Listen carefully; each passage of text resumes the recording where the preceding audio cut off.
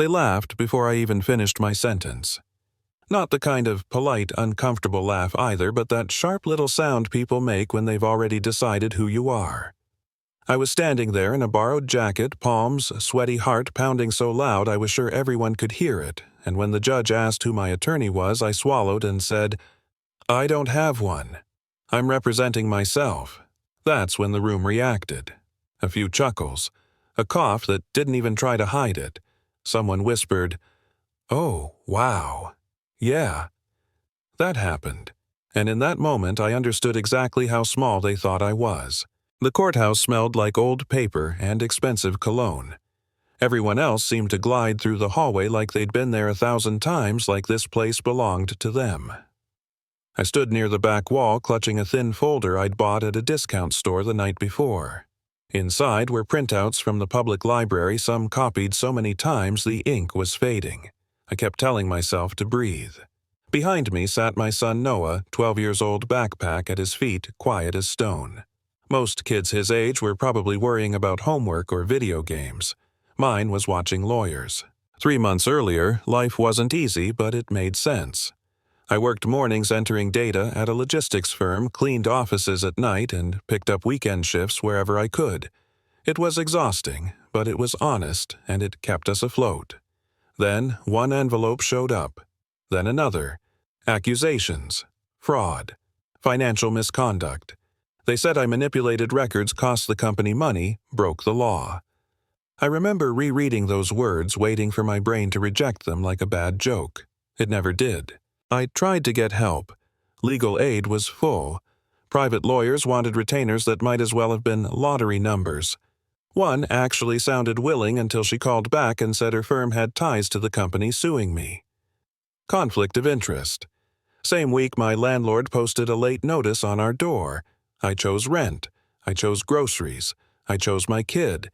And that choice landed me alone in a courtroom staring at 3 attorneys in tailored suits who already looked bored. At home, our apartment became a strange mix of chaos and order. Bills stacked on one end of the table, notebooks and highlighted pages on the other.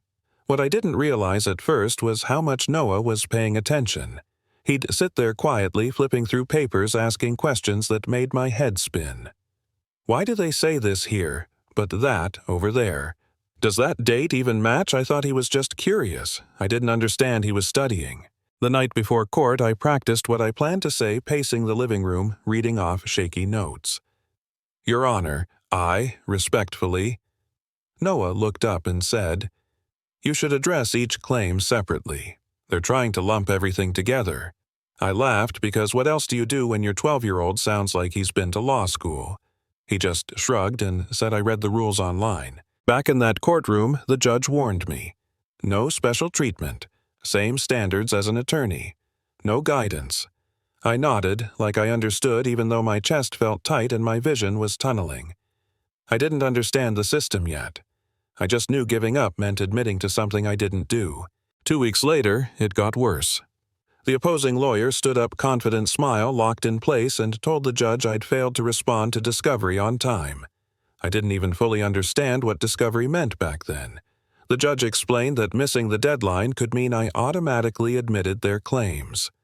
Fraud, intent, guilt, just like that. I swear the room tilted. My hands gripped the table so hard my fingers hurt. I thought, this is it. I'm done. The judge gave me 48 hours, 1 chance. Grace, but the kind that comes with a warning label. When we walked out, my legs felt hollow. I leaned against the wall, trying not to cry in public. That's when Noah spoke. Calm, almost casual. "Mom, the lawyer, just said 3 things that don't line up with their own complaint." I stared at him. He explained it like he was talking about math homework. Dates didn't match. Claims changed. Evidence mentioned that didn't exist on paper. He hadn't been scared. He'd been listening. Those next 2 days changed everything. Our kitchen table turned into command central. Noah broke down each question in the discovery packet, explaining how they were worded to trap me. "This one makes it sound bad either way, unless you explain context," he said, tapping the page. He showed me how to answer honestly without walking into their narrative. When I told him he should be sleeping being a kid, he finally looked up and said, "They're trying to take you away from me.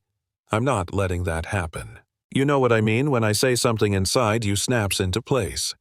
Fear didn't disappear, but it got organized. We filed those responses just under the deadline. The clerk glanced through them and raised an eyebrow. "These are very thorough." I didn't feel brave yet, but I didn't feel powerless anymore. The hearings kept coming. Motions designed to overwhelm. Objections meant to confuse. Every time they spoke, they tried to make me sound reckless, dishonest, small. And every time Noah caught something. A missing disclosure, a mischaracterized email, a timeline that didn't add up. I started objecting. Sometimes the judge overruled me. Sometimes he didn't. But it was on the record. I was no longer silent. The real turning point came when Noah found something buried in public records. The company suing me had already been investigated by regulators years before I worked there. Same financial issues, same codes, same losses.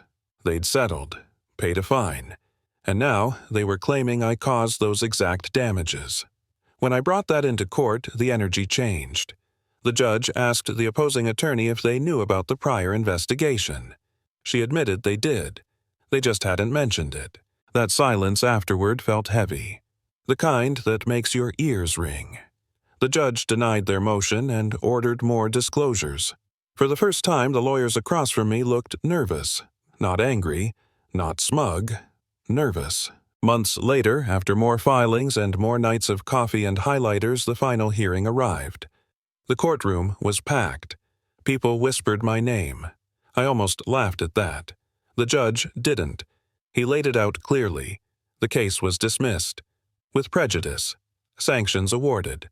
Referral for misconduct. I didn't even register the words at first. I just felt this wave of relief crash over me so hard my knees went weak. The judge said something that stuck. He said my work was impressive, but it was troubling my son had to help it all. That a child shouldn't have to learn the law to protect his family. That the system failed long before I ever walked into that room. He was right. When it was over, after the reporters and lawyers cleared out, we went home. We ordered pizza we couldn't usually afford. We sat at the table without papers for the first time in months. We laughed at a dumb movie. Later that night, a legal aid organization called and offered representation. Too late for what we'd already survived, but proof that someone was finally paying attention. Investigations followed. Other former employees came forward. The pattern was exposed. I wasn't the first they'd tried this on. Just the one who didn't fold. And yeah, that part feels good to say. Now, here's the thing I keep thinking about. They laughed at me because I didn't look like someone who could fight back. They assumed silence meant weakness. They were wrong. But the scary part is how often they're right, because most people don't have the time, the help, or the luck we had. So I want to ask you something. If you were in that courtroom watching someone get laughed at for standing alone, what would you think? Would you assume they were guilty, or would you wonder what the system was missing? Drop your thoughts in the comments. I really want to hear where you land on this because justice only works if we're willing to question who it's really built for.